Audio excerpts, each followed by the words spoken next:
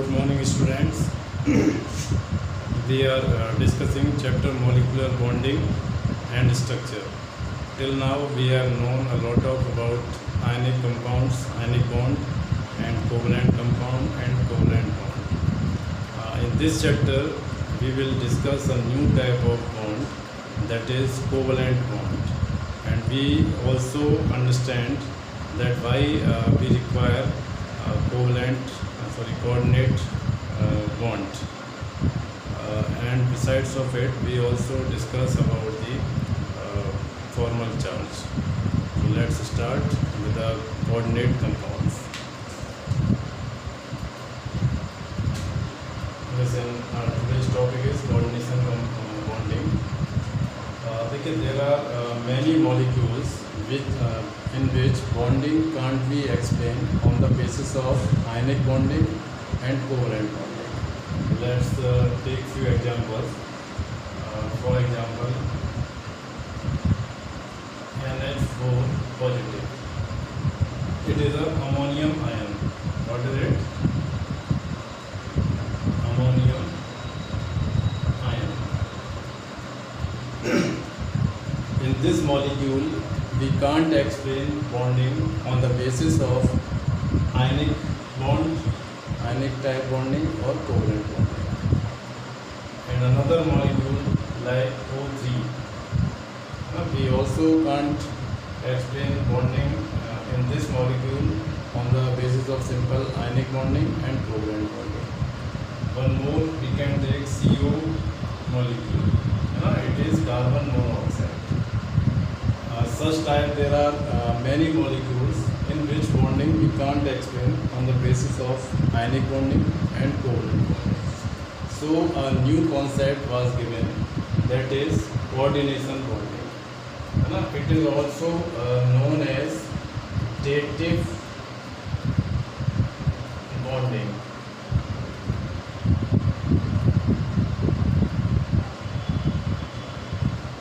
One more thing, in class 11th we only study a very introductory part of this topic or this concept, but in 12th there is a whole complete unit of coordination compounds. There we will we will study about more complex compounds based on coordination bonding. In this chapter we will only understand that what is the concept behind the dative bond, and we will also learn that how such molecules are formed. Ammonium, this is ozone, and this one carbon monoxide. These are few simple examples through which you can understand the basic bonding in these molecules. So first we will start with the ammonium ion. If we talk about the ammonium, then we know that it is derived from ammonium, and the formula of ammonia is NH3. Okay, अगर हम NH3 की बात करें तो यहाँ पर क्या होता है, ये नाइट्रोजन और इसके पास बैलेंस में 5 इलेक्ट्रॉन्स होते हैं, 1 2 3 4 and 5. इसके पास 3 हाइड्रोजन एटम आते हैं, 1 2 3. ओके, और ये कंबाइन होकर के इस तरीके से तीनों हाइड्रोजन अपना डुप्लेट कंप्लीट करते हैं. और नाइट्रोजन की बात करें तो देखिए नाइट्रोजन के पास कितने इलेक्ट्रॉन्स हो गए, 1 2 3 4 5 6 7 8, है ना. यानी नाइट्रोजन का यहाँ पर क्या है, ऑक्टेट कंप्लीट है ना. हाइड्रोजन का डुप्लेट कंप्लीट है. इट मीन्स जो अमोनिया हमारा मॉलिक्यूल है ये एक स्टेबल मॉलिक्यूल है ना. इसको किसी से रिएक्ट करने की ज़रूरत नहीं है. लेकिन एक बात यहाँ पर समझिए, जो स्टेबल होता है ना, जिसके पास सारी चीज़ें अवेलेबल होती हैं, जनरली वो सॉफ्ट नेचर का होता है. सॉफ्ट का मीन्स वो काइंड नेचर का होता है ना, वो हेल्प करने की टेंडेंसी रखता है। अब देखिए इसके पास एक एटम आता है जिसका सब कुछ छिन चुका होता है ना। जैसे हम बात करें हाइड्रोजन H+। देखिए H+ की कहानी आपको पता है क्या है?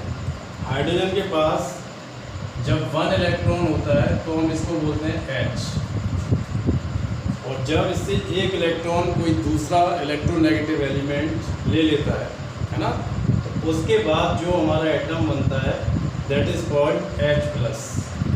ठीक है, कोई इलेक्ट्रोनेगेटिव इसका एलिमेंट इसका इलेक्ट्रॉन ले लेता है, उसके बाद जो बनता है दैट इज H+। यानी इसके पास अब 0 इलेक्ट्रॉन है। 1 इलेक्ट्रॉन पर ये अनस्टेबल था। 0 इलेक्ट्रॉन का मीनिंग है it is very very very reactive, है ना। अगर इसको इमीडिएट इलेक्ट्रॉन्स की डोज नहीं दी गई है ना, तो ये तबाही मचा देगा, है ना, जो मिलेगा उससे रिएक्ट कर देगा। इट इज़ वेरी रिएक्टिव, है ना। और साथ में ये परेशान भी है कि इसकी ज़रूरत रिक्वायरमेंट कैसे पूरी हो। अगर ये इस स्टेबल, है ना, न्यूट्रल एक मॉलिक्यूल है अमोनिया, इसके पास आता है ना। अब देखिए इसका अपना सारा कंप्लीट है ना, इसको किसी से कोई इलेक्ट्रॉन नहीं दे लेना ना देना, क्योंकि इसका ऑक्टेट कंप्लीट है, इसका डुप्लेट कंप्लीट है।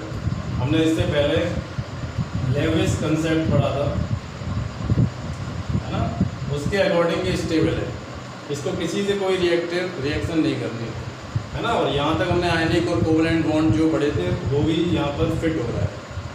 लेकिन हम जानते हैं कि ये एक स्पीसीज एग्जिस्ट करती है। जब ये एग्जिस्ट करती है तो फिर कैसे बनेगी? यहाँ से आगे इन दोनों का कोई भी कम्युनिकेशन ना हम आयनिक बॉन्ड के बेसिस पर कर सकते हैं, ना ही कोवलेंट बॉन्ड के बेसिस पर कर सकते हैं। तो हम क्या करें? तो इसके लिए हम क्या करते हैं, इसका मैंने बताया कि जब आपके पास सारी चीज़ें तो आप थोड़े काइंड हो जाते हैं, है ना, आप दयालु हो जाते हैं, आप हेल्प करना चाहते हैं। तो जब ये, है ना, सब इसका जा चुका है, सारे इलेक्ट्रॉन लुट चुके हैं, जब ये इसके पास आएगा तो ये क्या करता है कि जो बॉन्डिंग इलेक्ट्रॉन है उनसे तो कोई बात नहीं है भाई, ये ऑलरेडी इनके साथ इसकी डील हो चुकी है हाइड्रोजन के साथ। लेकिन ये जो लोन पेयर है ना, ये क्या कहता है कि आप एक काम करिए, आपके पास 2 इलेक्ट्रॉन की ज़रूरत है, मेरे पास ये लोन पेयर पड़ा हुआ है, आप इसको एक्सेप्ट कर लीजिए, ठीक है, ताकि आपका क्या होगा, डुप्लेट कंप्लीट हो जाएगा। अब देखिए यहाँ से पूरा लोन पेयर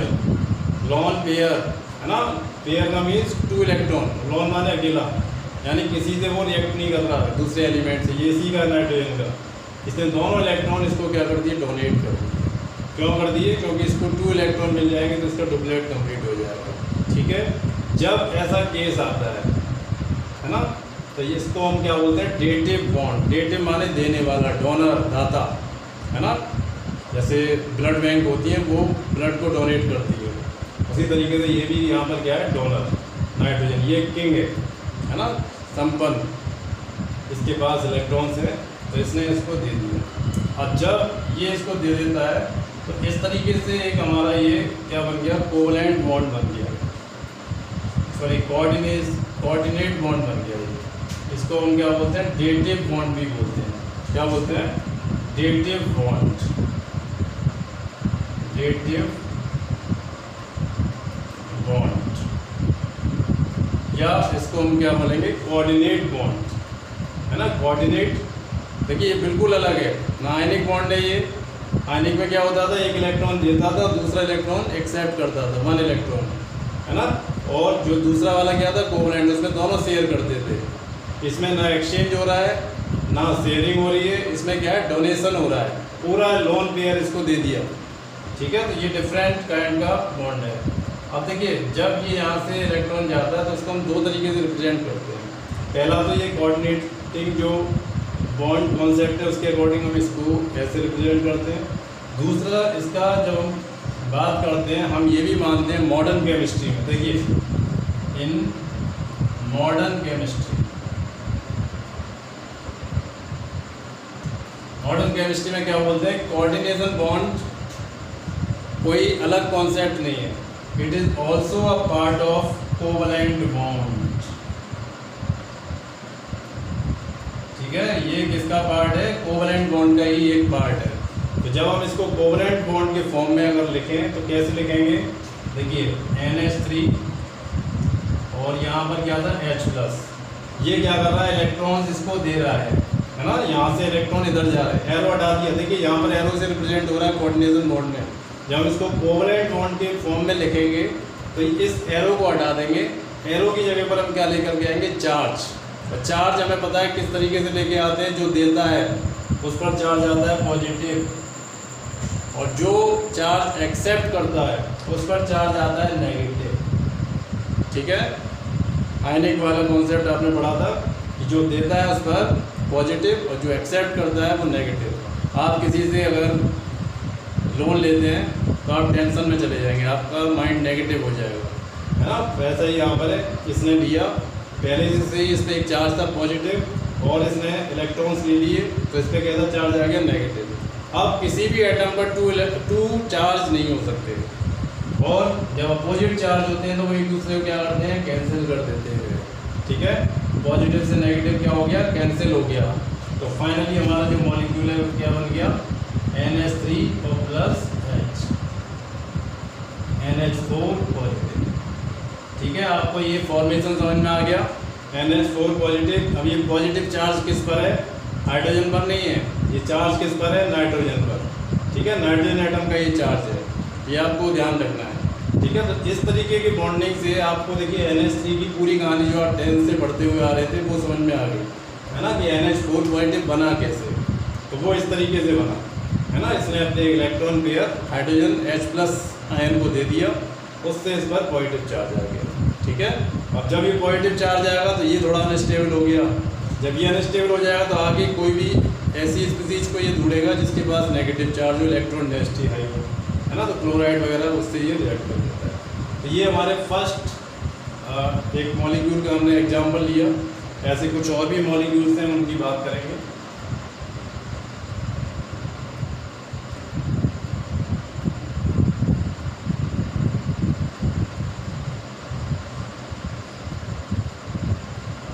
देखिए सेकंड मॉलिक्यूल है हमारा ओजोन, है ना। ओजोन के बारे में जानते हैं हम, ओजोन क्या है, जो ओजोन लेयर डिप्लीशन हमारे एनवायरनमेंट में, है ना, जो फ्रीऑन और, है ना, क्लोरोफ्लोरोकार्बन्स का हम यूज़ करते हैं, पॉल्यूशन की वजह से इसका डिप्लीशन हो रहा है, और इसका बहुत इंपॉर्टेंस है हमारी लाइफ में। क्या इंपॉर्टेंस है, ये हमको सनलाइट से जो हार्मफुल UV रेज आती उससे हमको बचाती है ना। अगर ये ना बचाए तो क्या होगा, हमारी स्किन UV रेज के लिए बहुत सेंसिटिव होती है, एलर्जी हो सकती है और उससे कैंसर भी हो सकता है ना, स्किन कैंसर। US में बहुत ज़्यादा केसेस होते हैं क्योंकि वहाँ पर UV रेज की कंसंट्रेशन इंक्रीज हुई है डिप्लीशन की वजह से। तो अभी हम यहाँ बात करेंगे O3 के बारे में कि O3 किस तरीके से फॉर्म होता है। देखिए सबसे पहले वही सिंपली हम बात करेंगे, O3 से पहले हम बात करेंगे O2 मॉलिक्यूल, है ना। O2 मॉलिक्यूल हमारा किस तरीके से फॉर्म होता है, यहाँ पर एक ऑक्सीजन और ये दूसरा ऑक्सीजन। ठीक है, ऑक्सीजन के पास जो बैलेंस इलेक्ट्रॉन्स हैं वो हमारे कितने होते हैं, 6 बैलेंस इलेक्ट्रॉन्स होते हैं। बैलेंस इलेक्ट्रॉन कितने हैं, 6 इलेक्ट्रॉन्स। देखिए और एक्सप्लेन कर दें, ऑक्सीजन कितना है हमारा, 8 इलेक्ट्रॉन्स। कॉन्फ़िगरेशन क्या होता है, 2 6। तो बाहर वाले जो इलेक्ट्रॉन्स हैं वो कितने, 6 इलेक्ट्रॉन्स, है ना। तो 6 इलेक्ट्रॉन्स कैसे अरेंज रहते हैं, 1 2 3 4 5 6। ठीक है, सिमिलरली दूसरे ऑक्सीजन के लिए भी रहेंगे 1 2 3 4 5 6। जब ये दोनों एक दूसरे से क्या करते हैं, डबल बॉन्ड की शेयरिंग करते हैं, कोवलेंट में मैंने बताया था, है ना। तो देखिए ये दोनों ने डबल बॉन्ड फॉर्म कर दिया। तो देखिए अब इसका क्या होगा, ऑक्टेट कंप्लीट हो गया, 1 2 3 4 5 6 7 8। सिमिलरली इस ऑक्सीजन का भी ऑक्टेट कंप्लीट हो गया। ठीक है, ये ऑक्सीजन दोनों हमारा क्या है, ऑक्टेट कंप्लीट हो गया। अब यहाँ हम बात कर रहे हैं O3 की, है ना। O3 किस तरीके से फॉर्म होता है, O3 का मीनिंग है कि 2 ऑक्सीजन तो यहाँ पर हैं, एक और ऑक्सीजन यहाँ पर होना चाहिए, है ना। तो एक और ऑक्सीजन के लिए यहाँ हमने बना दिया ऐसे, है ना। इसके पास भी बैलेंस इलेक्ट्रॉन कितने हैं, 2 4 एंड 6। ठीक है, अब देखिए जब ये इससे कंबाइन करेगा तो यहाँ पर क्या होगा, ये चाहता है कि अपने पूरे 6 इलेक्ट्रॉन्स हैं और 2 इलेक्ट्रॉन्स और इसको मिल जाए। तो क्या होगा, ये जो हमारा ऑक्सीजन है ये इन 2 इलेक्ट्रॉन्स को इसको क्या करेगा, डोनेट कर देगा। ठीक है, यहाँ पर कैसा बन जाएगा, ये डेटिव बॉन्ड बन गया। ठीक है, और डेटिव बॉन्ड बन गया तो इसको अगर हम कोवलेंट फॉर्म में लिखें तो कैसे लिखा जाएगा, ये O डबल बॉन्ड O। जिसने दिया कैसा चार्ज आएगा, पॉजिटिव, और जिसने लिया उस पर कैसा चार्ज आएगा, नेगेटिव। ठीक है, तो O3 मॉलिक्यूल हमारा इस तरीके से होता है, नेगेटिव से पॉजिटिव कैंसिल हो जाएगा तो ये न्यूट्रल मॉलिक्यूल बन जाएगा। ये डेटिव या कोऑर्डिनेशन बॉन्डिंग है। और उसी का अगर हम कोवलेंट फॉर्म माने एज पर मॉडर्न केमिस्ट्री तो वो इस तरीके से शो होगा, जिसने लॉन पेयर दिया वो पॉजिटिव और जिसने लिया लेने वाला नेगेटिव। ठीक है, इस तरीके से हमारा ओजोन मॉलिक्यूल है वो बनता है। एक और हम बात करेंगे कार्बन मोनोऑक्साइड, है ना। सोचिए जितना ये सिंपल मॉलिक्यूल हमें दिखता है, इसकी जो स्ट्रक्चर है वो उतनी कॉम्प्लिकेटेड है। देखिए कैसे, कार्बन के पास इलेक्ट्रॉन्स कितने होते हैं, 1 2 3 4। ये कौन से इलेक्ट्रॉन्स है, बैलेंस इलेक्ट्रॉन्स। ठीक है, ये कौन से इलेक्ट्रॉन्स है, बैलेंस इलेक्ट्रॉन्स। ऑक्सीजन के पास कितने इलेक्ट्रॉन होते हैं, 1 2 3 4 5 6 बैलेंस इलेक्ट्रॉन्स हैं, है ना। तो देखिए ये क्या करते हैं, ऑक्सीजन को ऑक्टेट कंप्लीट करने के लिए कितने इलेक्ट्रॉन्स चाहिए, 2 इलेक्ट्रॉन्स। क्योंकि देखिए 6 इसके पास है, 2 इसने क्या किया, डबल बॉन्ड बना दिया। और जैसे ही डबल बॉन्ड बना, इसका ऑक्टेट क्या हो गया, कंप्लीट हो गया। लेकिन कार्बन रोने लग गया, कार्बन परेशान हो गया। क्यों परेशान हो गया, क्योंकि कार्बन के पास अभी इलेक्ट्रॉन कितने हैं, 2 ये है और 2 टोटल 6 इलेक्ट्रॉन्स है। इसको 2 इलेक्ट्रॉन्स और चाहिए।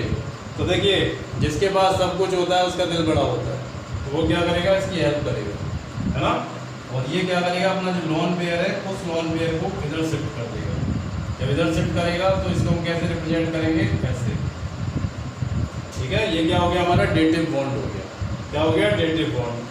बैलेंस कोवलेंट बॉन्ड के फॉर्म में शो करें तो कैसे होगा, ये इस तरीके से triple bond and this one is oxygen. यहाँ इसको नहीं दिखाएंगे, और जिसने दे दिया उस पर पॉजिटिव चार्ज, जिस पर आ गया उस पर नेगेटिव चार्ज।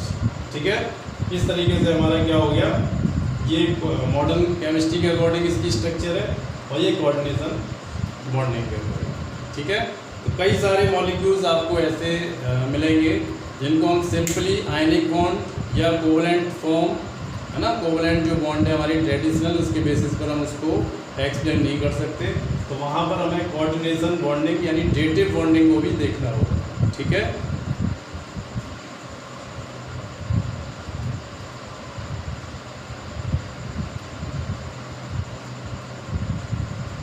अच्छा एक और कॉन्सेप्ट है जो कोऑर्डिनेशन बॉन्डिंग के साथ ही हम इसको डिस्कस करेंगे, है ना, दैट इज फॉर्मल चार्ज।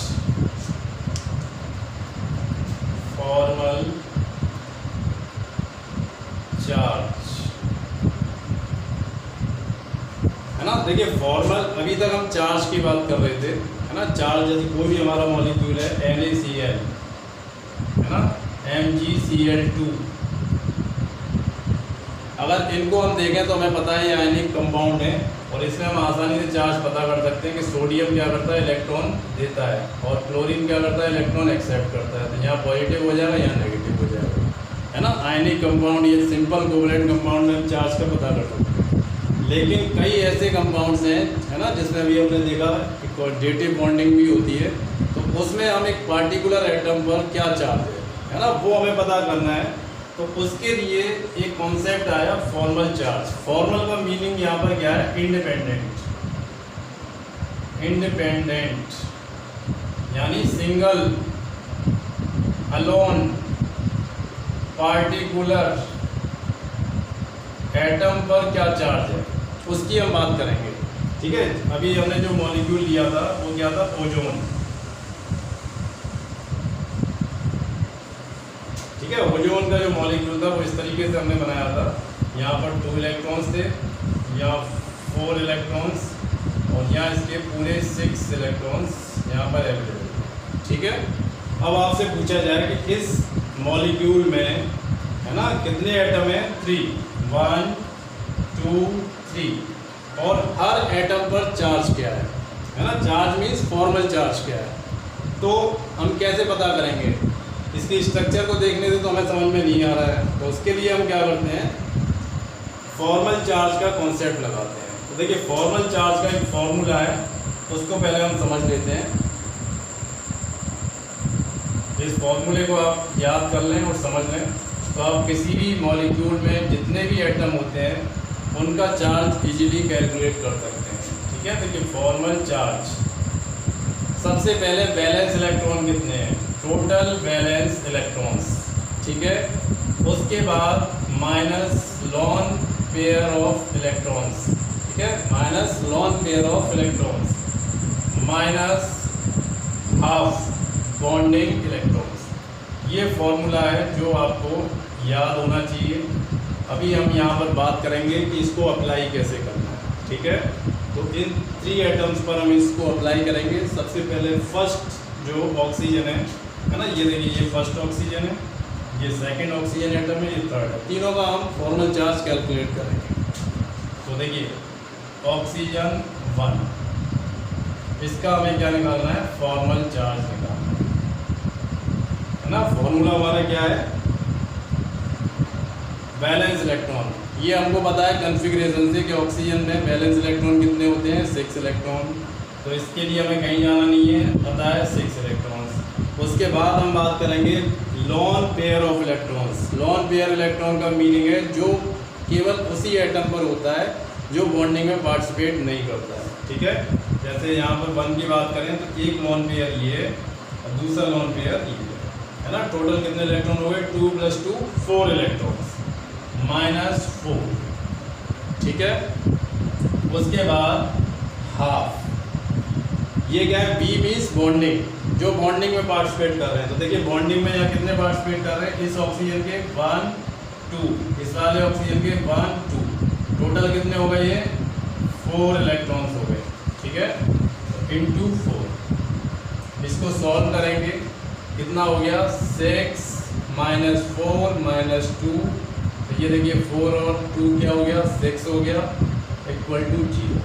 यानी इस वाले ऑक्सीजन पर जो चार्ज है वो कितना है? 0 चार्ज है। कितना है? 0। Formal charge 0। अब बात करेंगे सेकंड ऑक्सीजन की, O2। इसका फॉर्मल चार्ज हमको कैलकुलेट करना है। तो वैलेंस इलेक्ट्रॉन कितने हैं? 6। उसके बाद लॉन पेयर इलेक्ट्रॉन, केवल एक लॉन पेयर इलेक्ट्रॉन है, देखिए ये वाला है ना। तो -2 माइनस बैलेंस इलेक्ट्रॉन, तो देखिए 1 2 3 4, और एक इलेक्ट्रॉन यहाँ होगा, एक यहाँ होगा, टोटल कितने हो गए? 6। तो 6 - 2 और 6 का आधा कितना हो गया? 3 है ना। 6 का आधा ये हो गया 3 और ये 2, तो 6 - 5 + 1। इस पर चार्ज हो जाएगा +1। ठीक है, इस पर चार्ज कितना है? 0। अब बात करेंगे O3 की, थर्ड एटम की। ठीक है, थर्ड एटम की जब हम बात करेंगे, इसका फॉर्मल चार्ज कैलकुलेट करेंगे 6 माइनस इसके बाद लॉन पेयर इलेक्ट्रॉन। तो देखिए 1 2 3 2 4 6 इलेक्ट्रॉन्स हैं, माइनस बॉन्डिंग में कितने? एक इलेक्ट्रॉन यहाँ होगा, एक यहाँ होगा, है ना। 2 से 2 कट गया, 1 हो गया। तो 6 - 7, 6 यहाँ से आ गया, 1 यहाँ से आ गया, इक्वल टू -1। तो इस पर चार्ज कितना हो गया? -1, है ना। और हमें पता है O3 मॉलिक्यूल कैसा होता है? न्यूट्रल होता है। Neutral means overall charge 0, overall charge 0 है। लेकिन अगर हम इंडिपेंडेंट एटम की बात करें तो हर ऑक्सीजन की अपनी जो चार्ज है वो डिफरेंट है। इसका चार्ज 0 है, इसका +1 है, इसका -1 है। +1 से -1 कैंसिल आउट हो जाता है, इस वजह से पूरा जो मॉलिक्यूल है वो हमारा कैसा है? न्यूट्रल होता है। ठीक है, एक मैं आपको यहाँ पर होमवर्क में देता हूँ, आप उसको फॉर्मल चार्ज कैलकुलेट करना है। इसी तरीके से ये फॉर्मूला आपको अप्लाई करना है। एक बार बता देता हूँ, फॉर्मल चार्ज क्या होता है? बैलेंस इलेक्ट्रॉन कितने हैं, लॉन पेयर इलेक्ट्रॉन कितने हैं उसको माइनस करेंगे, है ना, और उसमें से जो बॉन्ड पेयर है उसका हाफ करके उसको माइनस करेंगे। तो इससे हमें नेट चार्ज किसी भी एटम का मॉलिक्यूल्स पर पता चल जाता है। ठीक है, एक मॉलिक्यूल में दे रहा हूँ आपको CO2, ये आपका होमवर्क है, इसको आप ट्राई करिए। पहले इसकी स्ट्रक्चर बनाएंगे। चलिए स्ट्रक्चर में बता देता हूँ किस तरीके से बनता है। कार्बन के पास कितने इलेक्ट्रॉन है, 4, 1 2 3 4, और ऑक्सीजन के पास 1 2 3 4 5 6, ऐसे इधर 1 2 3 4 5 6। ठीक है, यहाँ पर देखिए इसका ऑक्टेट कंप्लीट हो गया, कार्बन का भी ऑक्टेट कंप्लीट हो गया और ऑक्सीजन का भी ऑक्टेट कंप्लीट हो गया। ये इसकी स्ट्रक्चर है।